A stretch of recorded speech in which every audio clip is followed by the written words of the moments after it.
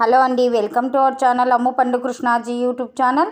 ఈరోజు నేను మీతో షేర్ చేసుకునే రెసిపీ పాతకాలం నాటి పావలా పుల్లట్టు ఎలా చేసుకోవాలో చూపిస్తాను. చాలా బాగుంటాయి, ఒక్కసారి ట్రై చేయండి.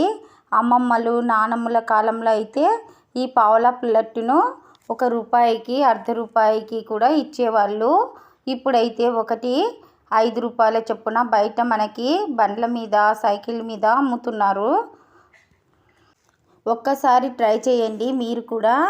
ఈ పుల్లట్లు కోసం ముందుగా ఒక బౌల్లో 2 గ్లాసుల బియ్యాన్ని తీసుకోవాలి. నేనైతే రేషన్ బియ్యం తీసుకుంటున్నాను. మీరు రేషన్ బియ్యం అయినా తీసుకోవచ్చు, లేదా ఉప్పుడు బియ్యం అని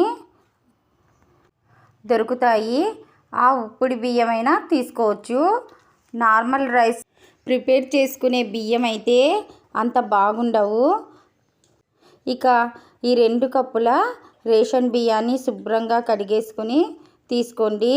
తర్వాత 1 కప్పు పెరుగు, 1 కప్పు వాటర్ వేసుకోండి, లేదా 2 కప్పుల మజ్జిగ అయినా తీసుకోండి. ఇంతకుముందు అయితే రోజు మజ్జిగ చేసుకునేవారు కదా, ఇలా బియ్యాన్ని వేసి పుల్లట్లు వేసుకునేవారు ఆ మజ్జిగలో. నా చిన్నతనంలో అయితే మా అమ్మ మీగడ మజ్జిగ చేసినప్పుడల్లా ఇలా పుల్లట్లు వేసేది, చాలా బాగుండేవి. తర్వాత పెరుగు అంతా రైస్లో పూర్తిగా కలిపివేసి ఒక 3 గంటల పాటు నానబెట్టుకోండి, లేదా నైట్ పడుకునే ముందు నానబెట్టేసి మార్నింగ్ చూసారంటే చక్కగా బియ్యం అంతా మజ్జిగలో నాని ఉంటాయి. ఇక ఈ నానిన బియ్యాన్ని ఒక మిక్సీ జార్లోకి తీసుకోండి. మజ్జిగ పోసుకున్న వారైతే ఎక్కువ మజ్జిగ వేసుకోకుండా బియ్యం నానినంత వరకు మాత్రమే పోసుకుంటే సరిపోతుంది. బియ్యంలో మజ్జిగ ఎక్కువ వేసుకుంటే త్వరగా మెదగదు, పిండి మరీ పల్చగా వచ్చేస్తుంది. కరెక్టుగా బియ్యం మునిగేంత వరకు మజ్జిగ తీసుకోండి.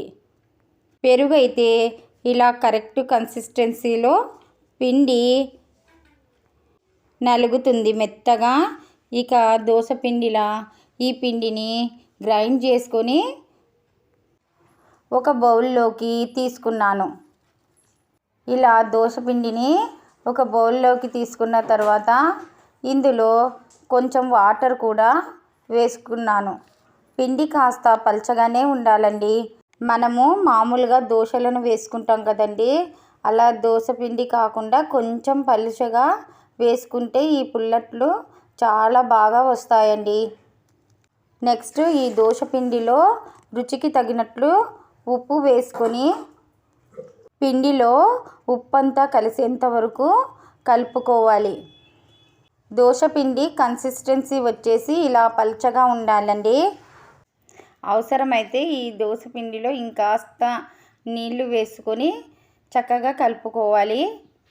ఈ దోశ పిండిలోకి రుచికి సరిపడినంత ఉప్పు వేసుకొని కలుపుకున్నాం కదా.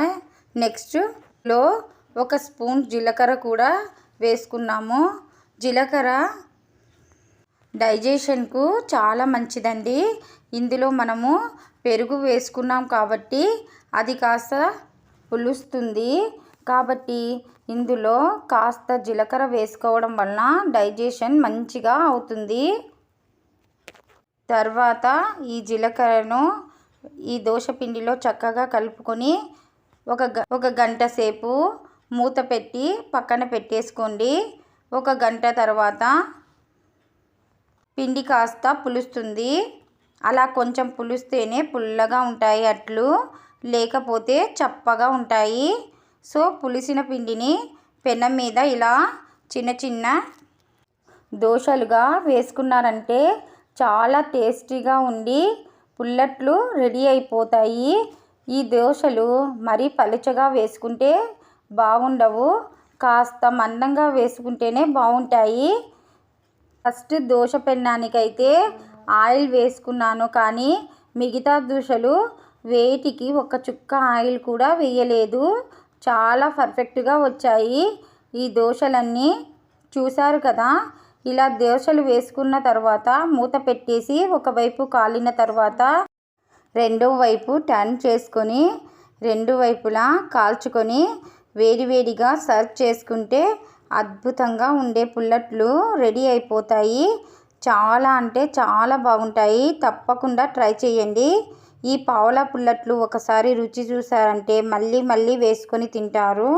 అంత టేస్టీగా ఉంటాయి. తప్పకుండా ట్రై చేసి ఎలా వచ్చాయో కామెంట్ బాక్స్లో కామెంట్ చేయండి. ఇంతకుముందు మనం పుట్టక ముందు వీటిని రూపాయికి 4 పుల్లట్లు ఇచ్చేవారు. ఇప్పుడైతే మనకి బండ్ల మీద 10 రూపాయలకు 2 చొప్పున పుల్లట్లు అమ్ముతున్నారు. చాలా అంటే చాలా రుచిగా ఉంటాయి. అప్పటికప్పుడు చేసుకోవచ్చు. గ్రైండ్ చేసుకున్న దోశపిండి ముందుగానే ఉంటే ఈ దోశలను ఈజీగా ప్రిపేర్ చేసుకోవచ్చండి. ఈ పుల్లట్ల కాంబినేషన్లోకి నేను కరివేపాకు పొడి కారంనైతే తీసుకున్నానండి. నెక్స్ట్ ఈ పుల్లట్లలోకి చికెన్ కర్రీ కాంబినేషన్ అయితే చాలా చాలా అద్భుతంగా ఉంటుందండి. చికెన్ కర్రీ కాంబినేషన్లో ఈ పుల్లట్లు అదిరిపోతాయి. ఈ పుల్లట్లు వీటికి కాంబినేషన్గా కరివేపాకు పొడి కూడా తింటే కళ్ళ ముందు ఏం జరుగుతుందో కూడా మర్చిపోతారు. అంత టేస్టీగా ఉంటాయి. మీరు ఒకసారి ట్రై చేసి ఎలా వచ్చాయో కామెంట్ బాక్స్లో కామెంట్ చేయండి. ఈ వీడియో మీకు నచ్చితే తప్పకుండా లైక్ చేయండి. ఈ వీడియో మీకు యూస్ఫుల్ అవుతుంది అనుకుంటే మీ ఫ్రెండ్స్ అండ్ ఫ్యామిలీకి షేర్ చేయండి. మరిన్ని వీడియోస్ కోసం మా ఛానల్ను సబ్స్క్రైబ్ చేసుకోండి. Thanks to watch it.